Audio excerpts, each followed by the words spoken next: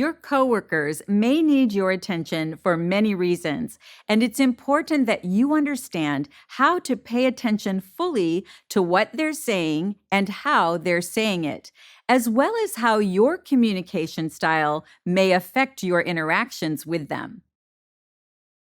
In these lessons on developing empathy at work, you'll explore